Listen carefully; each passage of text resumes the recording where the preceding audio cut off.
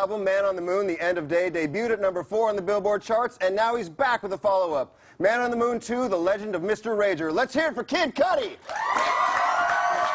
What up? Thanks for coming, man. Thanks for having me, bro. Congratulations on all the success of the first album. Thank you. I'm really happy for you. Appreciate it. Now, when we heard about this new album, the first thing that I heard was that it was supposed to be an album of collaborations. Right. And it ended up not being that. What happened?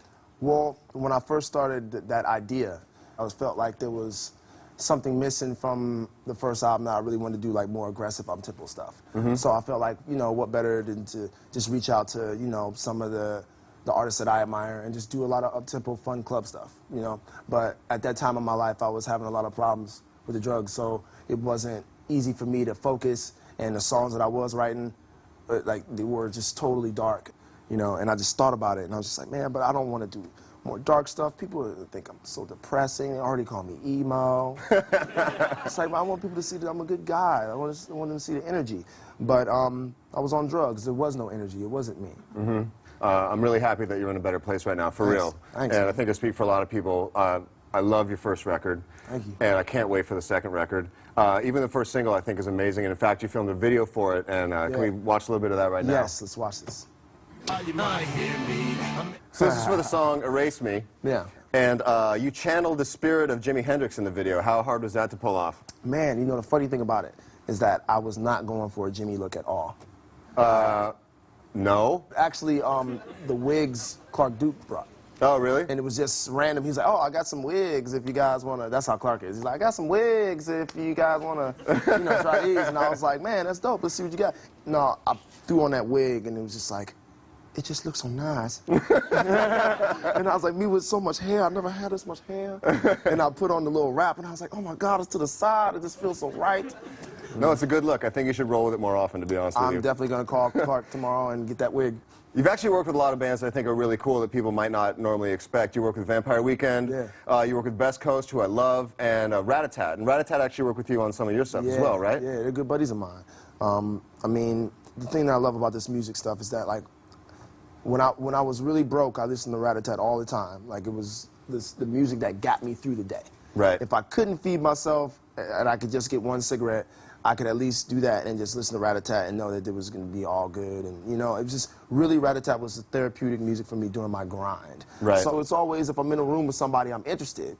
And it's never like I've been thrown in a room with an artist that I don't know and I'm being forced to hear some music that I'm not into. Oh, I have. Yeah. It sucks. It sucks all balls. Then that's the point where I would probably leave. You know what I mean?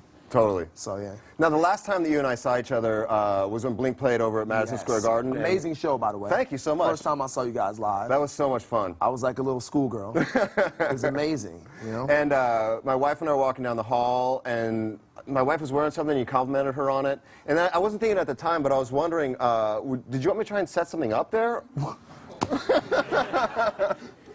Well, let's move past that. I took my shades off, and I was like, I'm sorry.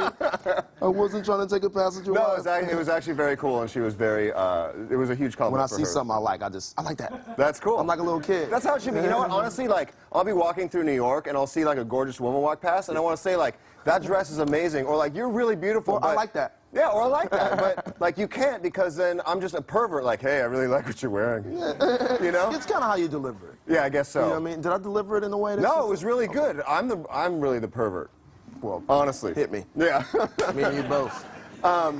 Now, it was in the headlines a while ago that, you know, this whole thing, someone threw their wallet up on stage, and you tried to give it back, and the kid didn't understand, and you guys ended up in some kind of altercation. Yeah. But a lot of people don't know that you made it right with the kid. Yeah, yeah. I actually, the next day, I reached out to the kid. And I found out that he was not in any way mad at me. Yeah. And then when I talked to him and spoke to him, he was just like, dude, I don't want to do anything but just hang out and smoke with you and listen to music. And I was like, that's doable. I will fly you and a friend, so you won't be alone, so you won't feel awkward. Right. You and a buddy, you guys come hang out with me at this festival. We'll kick it. And that's what we did. Like, we hung out and we ate pizza that night after the show, watched TV, cracked jokes. They put me on to bands that I didn't even know about. Yeah, that's one of the best things in the world. I love being introduced to new music and new bands. I think it's one of the best gifts that somebody can give to another person. Like, check out this band, and then you listen to it, and you're like, wow, this is really amazing, and then you get on it for a while. And it's cool that a fan turned you on to some stuff. And it was his buddy. It was his friend that did it. Oh, really? Yeah, so it was, his friend was cool, too. They were both just cool. I'll hang out with him again. I think I'm going to invite him to New York for something. You know? Oh, cool. Like, really cool. We've been keeping in touch, so, nice. You know, yeah. Very cool. And now, you landed a part on the HBO series How to Make It in America. How did that happen? I was approached by Ian Edelman, who wrote the show, at a club in New York. I was just there on a regular night getting trushed. As I like to say. What? Trushed. What's that? It's a whole nother level of trash. Oh, okay. I'll explain it to you. Got it. But I was just in there, and I was just, you know, having a good time. And he comes up to me, and he was just like, I'm writing a show on HBO, and I would love for you to come audition. I would love for you to read the script. I think it's something you would be into. Can I just exchange emails with you? And I was like, yeah, that sounds legit. Yeah. Yo, Domingo, what's the deal with Carol? Forget it, Cam. All right, she's got a boyfriend, and his pops is a Greek shipping magnate. Yeah, and my pops is a Dominican mechanic, but that's not gonna stop me. Yeah, all right. You're a hater. You're a fool. But look, your boy needs serious intervention. So the show is about a bunch of people in New York trying to hustle to make it. What was like your best hustle back in the day? Man, my best hustle was working at every retail job I could find. Really? Yeah, I used to work everywhere, American Apparel, and then I went to an interview at Abercrombie & Fitch that they did like every Monday and Wednesday and Friday, and I think they still do this if anybody needs a job. And they do group interviews. You just come and bring your abs? Yeah, bring your abs of steel. Yeah. And they give you flip-flops. And I didn't have any abs then. Right. So it was really dope that I got the job. I remember being really excited. I made $9 an hour. Wow. That was the first, I was like, oh, I'm caking off? That's dope. I can actually get like a value meal from McDonald's. Wow. And not just get a McChicken. So did that for about a year. Then I worked at Dean and DeLuca. And then, I love Dean and DeLuca. Yeah, but this place sucked. Oh. The place that I worked at, oh man, it was the worst job. I'm sorry, I'm not trying to diss the establishment of Dean and DeLuca, but this store specifically was just run, just not how it was supposed to be run, and this is the worst experience. Like, I hated it, man. I was so happy. I don't even think they gave me my last check, man. Really? I actually know they didn't. They didn't, because they were so mad that I quit on them. I just didn't show up because the guy was just such a the manager. Right. Such a jerk, bro.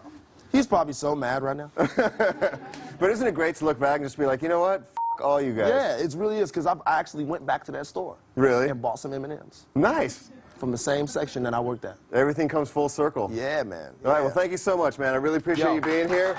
Thanks so much. Kid Cudi's new album, Man on the Moon tune, The Legend of Mr. Rager, is out now. Pick it up, and when we come back, our weekly panel lets you see 4 mature adults yell at each other.